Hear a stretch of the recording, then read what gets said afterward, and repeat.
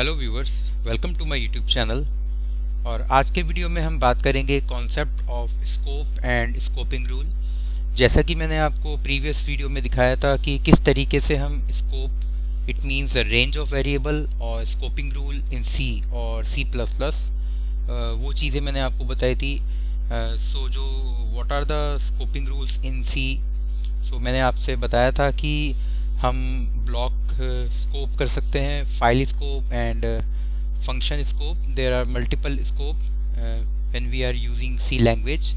तो आज हम उसी कॉन्सेप्ट पर बात करेंगे इन टर्म्स ऑफ प्रोग्रामिंग, और we can say that is a kind of syntax. So इस आपने देखा होगा कि इस प्रोग्राम के अंदर मैंने कॉन्सेप्ट ऑफ स्कोप या फिर स्कोपिंग को बताने की कोशिश की है। तो मैं आपको बताना चाह रहा हूँ कि किस तरीके से वेरिएबल जो हैं अपने रेंज के अकॉर्डिंग वर्क करते हैं if I am talking about scoping. So let's start with this example. So इस प्रोग्राम के अंदर सबसे पहली चीज़ ये है कि हम जब भी स्कोपिंग की बात करते हैं तो there is a range of variable, यानी कि जो वेरिएबल का स्कोप है वो कहाँ तक है, सो दैट जो उसको वैल्यू एक्सेस होगी। तो स्कोप का जो मेन फोकस होता है वो होता है फ्री वेरिएबल्स पे। इट मींस कि जो वेरिएबल्स हमारे प्रोग्राम के अंदर एक्सेस नहीं हो रहे हैं या फिर फंक्शंस के अंदर उनकी डेफिनेशन नहीं है, तो स्कोपिंग का काम है उन सारे वेरिएबल्स को वैल्यू एक्सेस कराना। अब स्कोपिंग में basically there are two types of scoping. First is your static scope and second is dynamic scope. तो स्टैटिक स्कोप के लिए हम पहले समझ लेते हैं।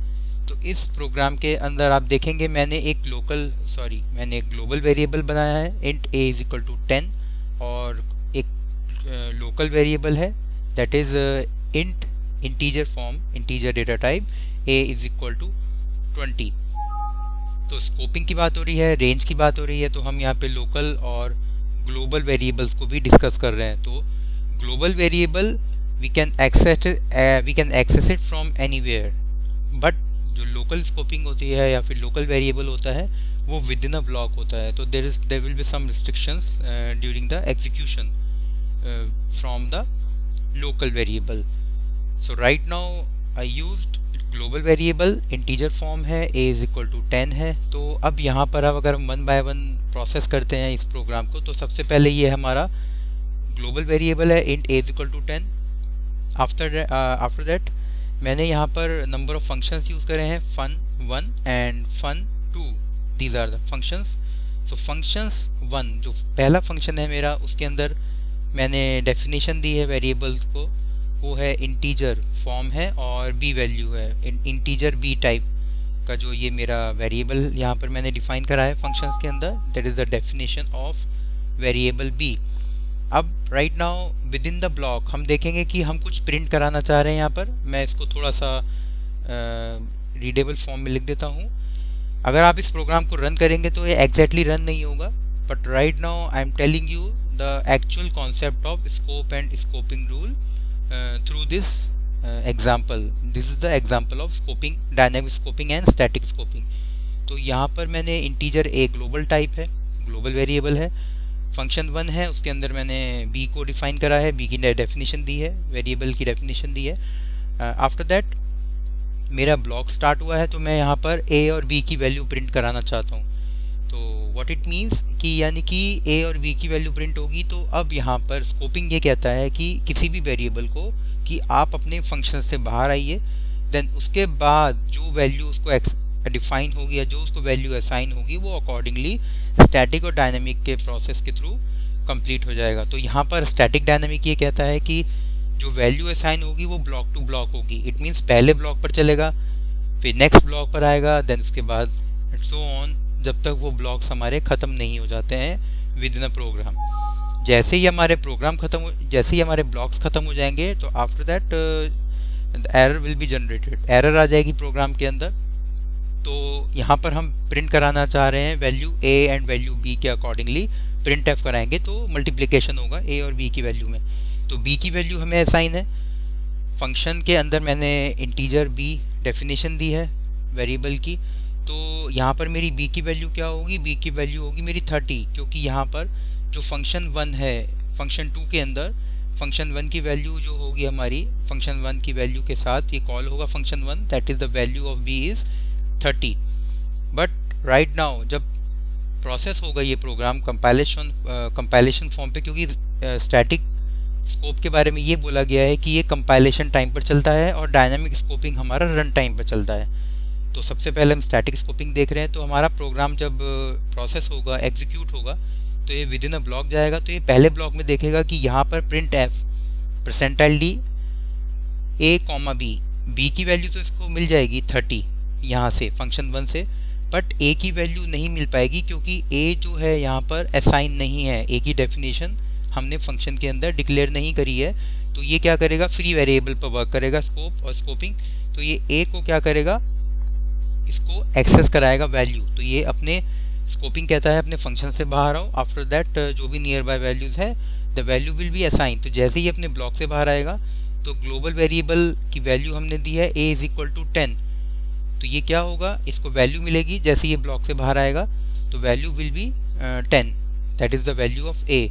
तो जैसे ही a और b की वैल्यू असाइन हो गई, तो यहाँ पर हम कह सकते हैं कि 10 multiplication 30 is equal to 300, the value will be generated 300 values। तो ये फर्स्ट हमारा जो एग्जीक्यूशन होगा वो 300 आएगा अकॉर्डिंग टू द स्टैटिक।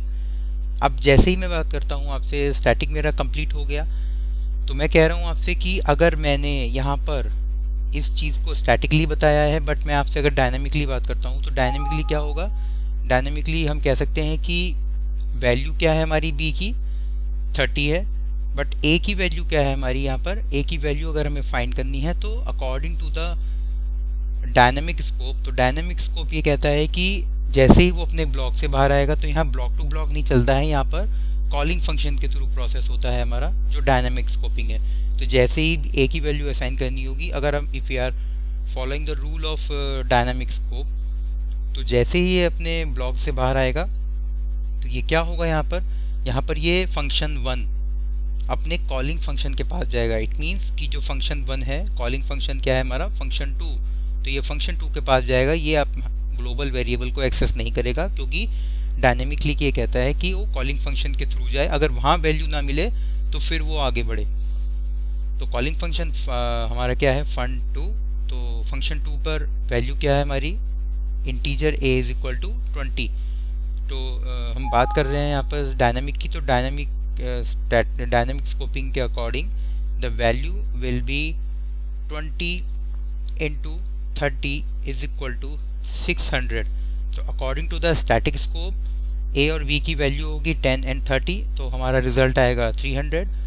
और according to the dynamic scope a की वैल्यू होगी 20 और b की वैल्यू होगी 30 सेम एज, तो द रिजल्ट इज 600। तो इसके अकॉर्डिंग हम स्टैटिक और डायनामिक का स्कोप समझते हैं।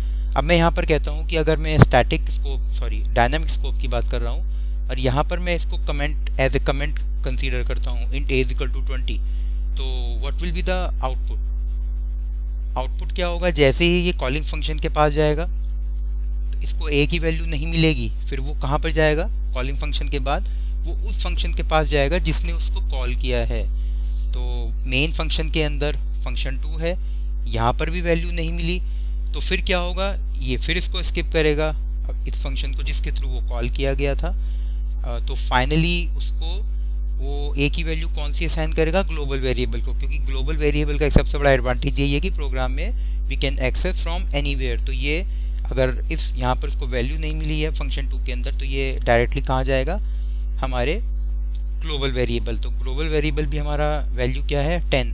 तो इसके अकॉर्डिंगली हम कह सकते हैं कि जो डायनामिक स्कोप के according value will B 300 same. तो सेम वैल्यू आएगी जो स्टैटिक की थी, वही सेम वैल्यू डायनामिक की आएगी। तो ये हमारा स्टैटिक और डायनामिक स्कोपिंग का एक सबसे अच्छा एग्जाम्पल है समझने के लिए। तो आप लोगों को बस यही चीज़ याद रखनी है कि जो स्टैटिक स्कोप होता है वो ब्लॉक टू ब्लॉक प्रोसेस होता है और डायनामिक स्कोप हमारा कॉलिंग फंक्शंस के थ्रू या फिर and so on at the end फिर वो ग्लोबल वेरिएबल्स को एक्सेस करेगा अगर कॉलिंग फंक्शन या जिसके थ्रू फंक्शन कॉल किया गया है अगर वहाँ पे वैल्यू ना मिले। तो आई होप आपको ये एग्जांपल समझ में आ गया होगा। अगर आपको मेरा ये एग्जांपल समझ में आया है तो प्लीज़ मेरे चैनल को सब्सक्राइब करिए and please share this video maximum to maximum. So thanks for watching my video.